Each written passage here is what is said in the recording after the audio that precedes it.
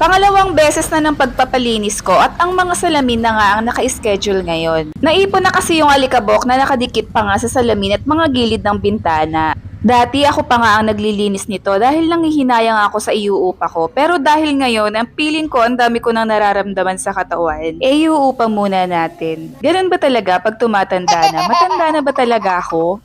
Akala ko pa naman, edad lang ang tumatanda. Anyway, naka-schedule din ang sinampalukang manok for today's ulam. Pagkatapos ng gulay, karne ng baboy, ngayon naman ay manok naman para maiba naman at di magsawa ang mga chikiting. At mustasa naman ang ilalagay ko na gulay para naman hindi sabihin ni Jillian na favorite ni Mami ang pechay. Ganon nga sila pag paulit-ulit yung ulam na niluluto ko, sabay sasabihin, bakit Mami palagi mo yung niluluto? Sasabihin ko naman, wala na kasi tayong pambili anak. Sinasabi ko yun para hindi na nga ulit magtanong. Paulit-ulit kasi yun magtatanong hanggang hindi niya nadidinig yung sagot na pang-satisfy.